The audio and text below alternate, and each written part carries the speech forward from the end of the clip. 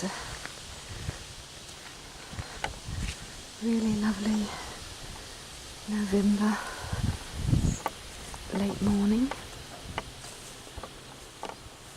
and let's go and find the animals. I can sit with them if they're in a good spot.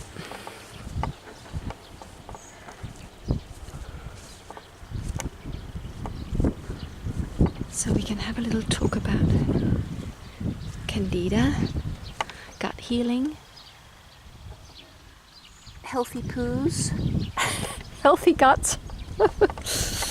It's a big issue for many of us. That gut in our body. And it's all connected, so we can't just take one part and only look at that. But sometimes we need to go into a subject and just learn a bit more.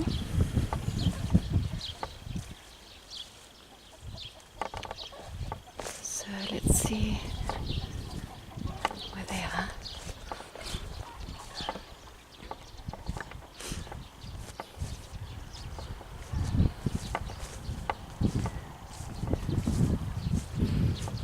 Autumn colours are so lovely. The birch tree. No, that's a poplar, that one. It's a poplar.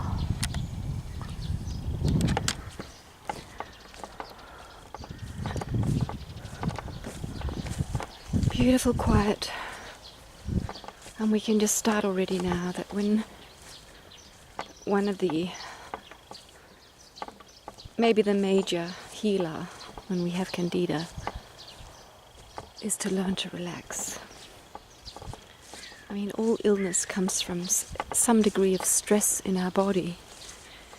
And with the way we've structured our lives in this modern world, no wonder we've got everything, more or less everything wrong with us. Because it's not, we're not peaceful. And the body just doesn't know what that is. It doesn't understand stress to that degree. So here they are, lying under the trees and doing what we should be doing, completely in tune with themselves and nature. Uish, uish, uish. Having a little branch up there. Having a bite of a branch. Oops, there were some leaves. Some old dead leaves. Yeah. It's natural food.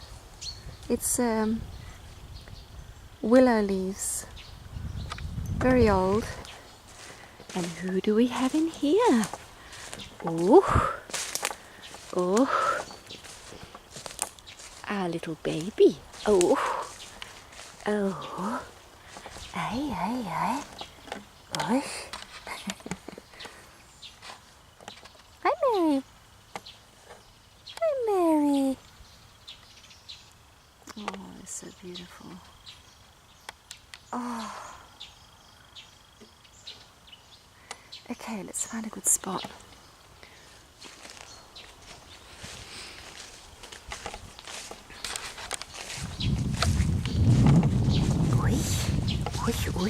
Oish. Try here. With Nola in the background. See how we go. Because we want the good light.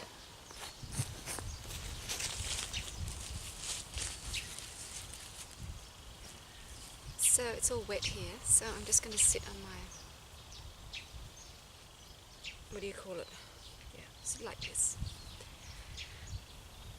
So we're going to talk about Candida as long as it feels comfortable. And it's a real big one. I found out I had Candida overgrowth about 20 years ago, a bit more. I heard about Candida for the first time, and I went to this natural doctor, and she had this pendulum, and she could see that I had Candida overgrowth, and she advised me to change my diet.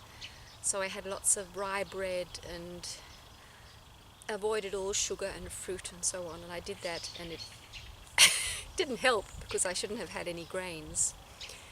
She gave me the first Candida remedy I've ever tried, which was homeopathic. It was a suppository. You put up your bum. And I mean, the reactions from me was, I remember I felt so strange. My head, everything was just so weird. And I got out, stood in front of the mirror, and I had the feeling I didn't know who I was looking at. I felt it was a stranger I was looking at. The reaction was so strong. And so that's where my Candida journey started. So it's 22 years ago. And I just kept really getting worse and worse. And then I went to another doctor who did an ELISA test on me, where they take a drop of blood and they look under a microscope. And the ELISA test is also an allergy test, so they see how many allergies you have, what foods you're reacting to, and how much Candida you have in your body. And this doctor, when the results came, he said, I can understand why you're so sick, because you have Candida everywhere. Your body everywhere is riddled with this yeast overgrowth. So it was just everywhere. So no wonder I could hardly think, I could hardly walk, I couldn't eat anything. I tried, but everything was wrong. So it's been a real big one, and every time I made an attempt to help myself, it didn't work. It simply didn't work. And so as the years went by and I heard more and more people talk about this, I realized that many people have this Candida overgrowth, and that people give up because they just can't get rid of it. No matter what they do, and they try so hard and so eagerly and do all the right things, and it doesn't go away. It stays there. So it is just huge. It is just so huge.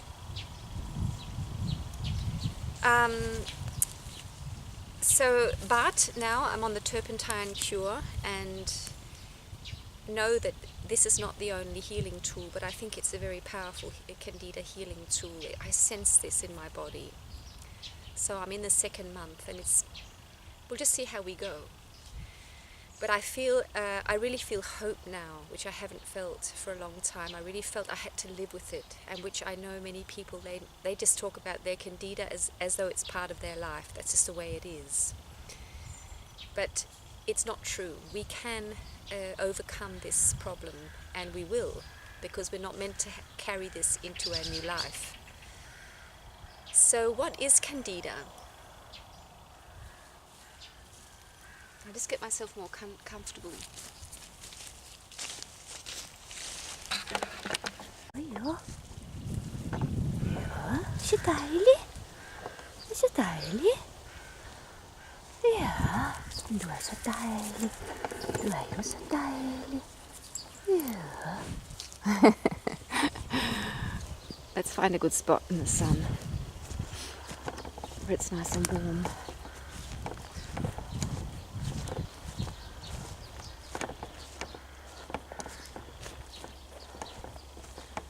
The ground is wet, but there hasn't been much rain. It'd be lovely to have some really good rain.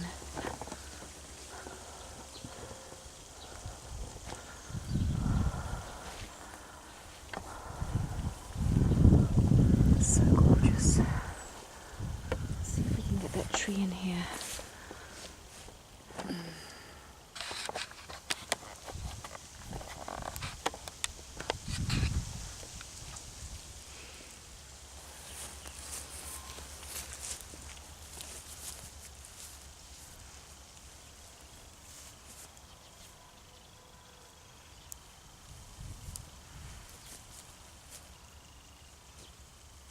this coat off and sit on it.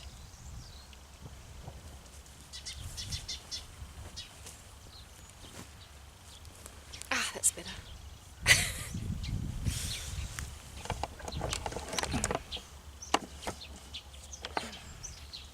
So let's just see how we go. So Candida is a yeast, and it lives in our intestinal tract, it lives in our gut, and it is actually a beneficial yeast. It doesn't hurt us when it is in its natural healthy form, but it is dimorphic. There's all these fancy words. It changes its way of being, and what I've found out now is that many of the parasites and things that are living in us actually have a healthy form. So it's called dimorphic or bimorphic, doesn't matter. So when we're healthy and we have lots of beneficial bacteria, they are in that life-giving state of being. So they're helping the process of giving our body life. And when we have these antibiotics and lots of the beneficial bacteria are killed off, this enormous stress comes into our gut, of course, and the whole environment of our gut changes. And this is what triggers these different parasites, and Candida is one of them, which is a fungus, it's a yeast, and it becomes fungal, it becomes mycelic. So it has this, it starts to bud, and then it starts to grow these long tentacles where it doesn't stay in the gut anymore. In its healthy form, it's in the gut and only in the gut. And when this dramatic change happens, it becomes mycelic, it grows these long tentacles, these long, like you see in bread, these long yeast arms, and it can go everywhere. And that is what is so dangerous about Candida, amongst other things, is that it can spread so easily. It just burrows its way through everything. Whereas many other of these pathogenic bacteria, they stay in the gut and they can wreak havoc there, but Candida goes everywhere. And the other very, very dangerous thing about Candida is all the toxins that it releases. So, and once it's in this dangerous form, it becomes very, very hard actually to reach with these antifungals, but also even if you reach it, it's very hard to get rid of. So, and yeah, what more can I say? Yeah, that's really basically it. It's a fungus that lives in us and does not harm us. It actually helps to regulate our blood sugar, and also it cleans up waste. It eats up dead matter in us. But when it goes into this mycelic form, it goes into an overgrowth. It becomes dangerous for us.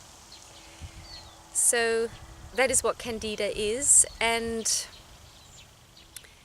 the doctors don't talk about it, and they have believed for many years that it's only people who are almost dead from AIDS or something, very, very sick cancer patients. They can see the Candida in them, but they don't believe that people who are functioning quite normally can also have it, and how it can actually be at the root cause of all their illnesses, all their different ailments, all these different things that we can have.